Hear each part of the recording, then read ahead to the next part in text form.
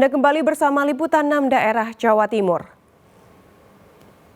Saudara pelajar SMP Negeri di Tulungagung tewas usai mengikuti pelatihan pencaksilat. Ditemukan luka di dada dan kepala korban hingga mengalami pendarahan otak. Polisi masih melakukan penyelidikan dengan meminta keterangan para saksi. Pelajar SMP asal Desa Ngunut, Kabupaten Tulungagung akhirnya tewas saat dirawat di rumah sakit. Sebelumnya korban mengikuti latihan pencak silat di salah satu SMA di wilayah Ngunut. Usai latihan korban sempat mengeluh sakit. Pihak keluarga sempat mengira korban hanya cedera biasa, namun kesehatannya terus menurun hingga dibawa ke rumah sakit. Dari hasil autopsi, tim forensik RSUD Dr. Iska Tulungagung ditemukan sejumlah luka di dada dan kepala korban hingga mengalami pendarahan otak. Untuk hasil otopsinya sementara luka dalam. Untuk lebih lanjutnya kami sedang menunggu hasil resum singkat, nanti akan kami proses tindak lebih lanjut. Di bagian apa nih yang paling fatal? Bagian leher belakang dan rongga dada, daerah sini. Tadi sekilas melihat. Yang menyebabkan kematian?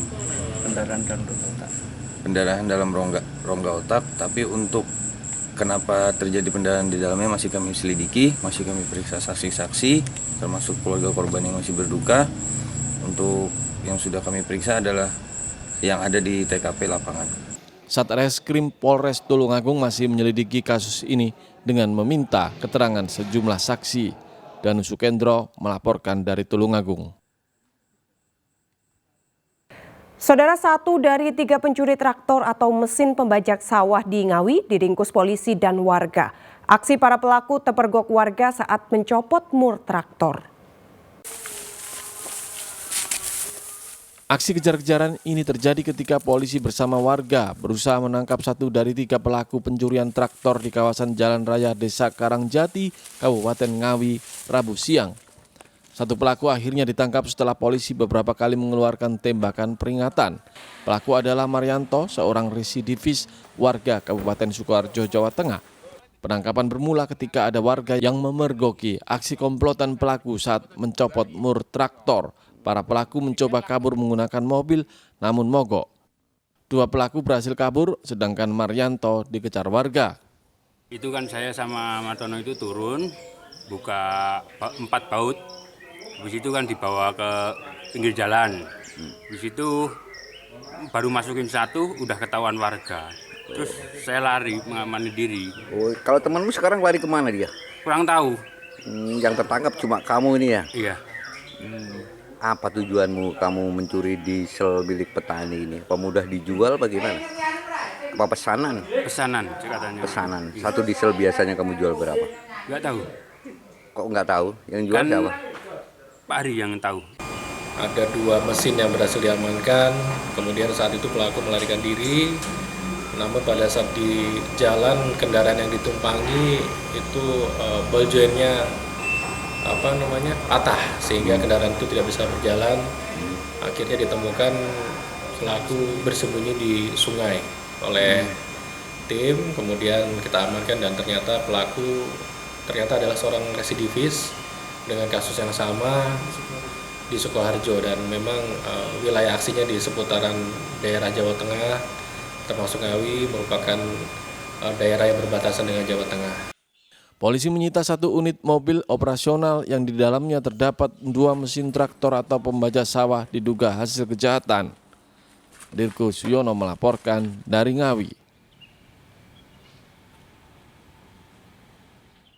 Saudara, akibat mogok di tengah perlintasan tanpa palang pintu, truk di Mojokerto tertabrak kereta.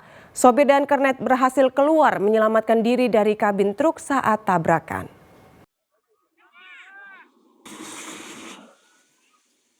Sebuah truk tertabrak kereta api Wijaya Kusuma relasi Banyuwangi Cilacap di perlintasan tanpa palang pintu di Desa Damarsi, Kecamatan Mojoanyar, Kabupaten Mojokerto, Rabu petang. Kerasnya hantaman mengakibatkan bagian depan truk ringsek.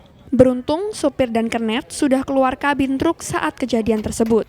Peristiwa bermula saat truk yang dikemudikan Sukirman warga Kunjoro Wesi Mojokerto tiba-tiba mogok di tengah perlintasan kereta. Meski sempat ditarik dengan truk lain keluar perlintasan, namun upaya tersebut tak berhasil.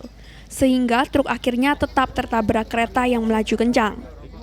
Nah, waktu itu kereta pertama dia lepas kan, palang pintu dibuka, dan dia jalan. Nah, waktu itu langsung jelek berhenti di tengah rel. Iya. Nyangkut atau gimana? Nggak nyangkut. Cuma mogok masih mati. Memang mogok kerusakan mobilnya. Terus setelah itu Pak gimana Pak? Nah, waktu itu dari timur ada kereta barulah kejadian itu. Sempat ditarik tadi Pak? Iya, sempat ditarik juga, putus talinya. Yang dihantam belakangnya atau tengah atau depan? Depan, Pak. Agar tak mengganggu arus lalu lintas dan perjalanan kereta api, bangkai truk dievakuasi dari perlintasan.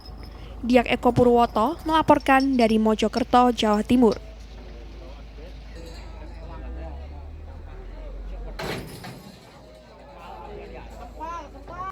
Saudara, operasi katarak gratis yang digelar Kementerian Sosial Republik Indonesia dan Yayasan Pundi Amal Peduli Kasih Indosiar SCTV disambut antusiasme masyarakat Tulungagung. Operasi katarak merupakan upaya preventif menekan angka kebutaan di Indonesia.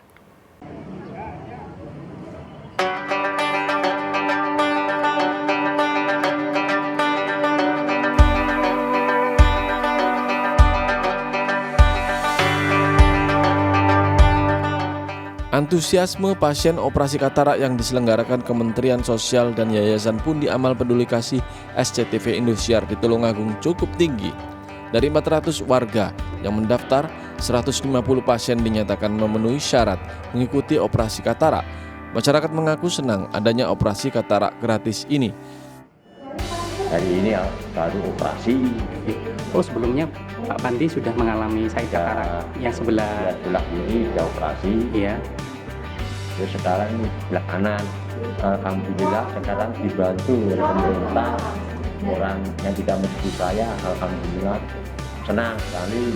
Dan terima kasih kepada Yayasan Pundi Amal Peduli Kasih SCTV dan Indosiar. Ya, gambaran pasien yang katarak ada di Rumah Sakit Dr. Ida sebenarnya selain adanya bakti sosial operasi katarak ini di Rumah Sakit Dr. Ida juga secara rutin melakukan operasi katarak. Setiap hari ada sekitar 4-5 pasien yang kita lakukan operasi, baik itu pasien BPJS, kalaupun tidak mampu dan tidak mempunyai BPJS juga ada memakai surat keterangan tidak mampu, seperti itu.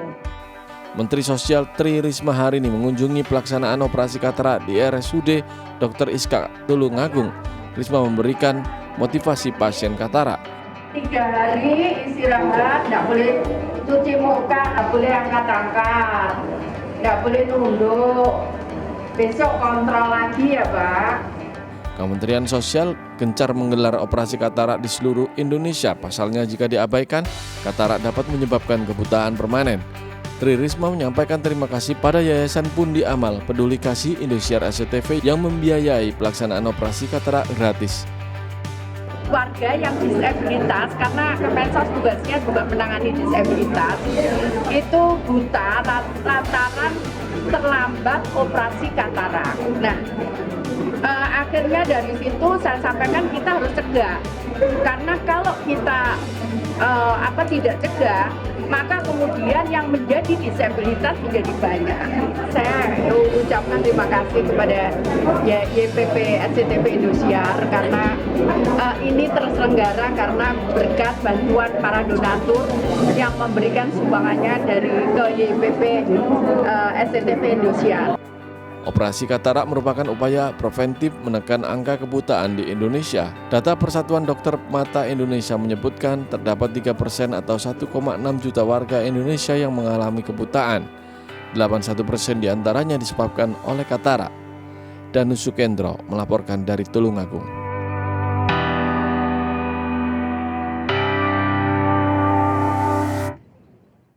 Saudara, pohon tabebuya yang mulai bermekaran yang mirip dengan bunga sakura di Surabaya menambah keindahan kota. Mekarnya bunga tabebuya di jalan-jalan protokol jadi daya tarik masyarakat.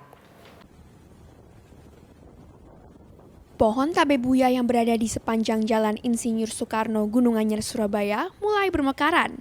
Bulan November ini merupakan puncak mekarnya bunga tabebuya yang menyerupai bunga sakura di Jepang. Tabebuya berwarna merah muda dan putih ini menambah keindahan kota, sehingga jadi daya tarik masyarakat. Sejumlah warga tak hanya melihat, namun juga mengabadikan dengan ponsel. Menurut saya sih bagus, seperti di Jepang kan jarang kayak gini kan.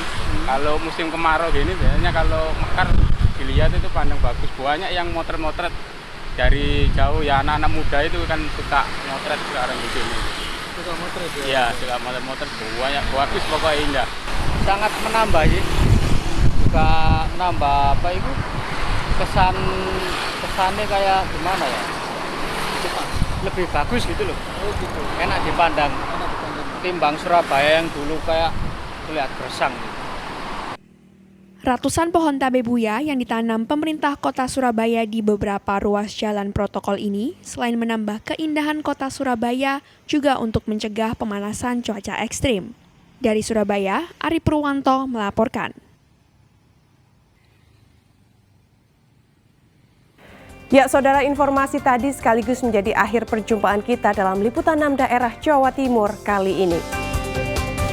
Atas nama seluruh kru yang bertugas, saya Iman dari Sasmita mengucapkan terima kasih atas perhatian Anda. Selamat beraktivitas dan salam SCTV.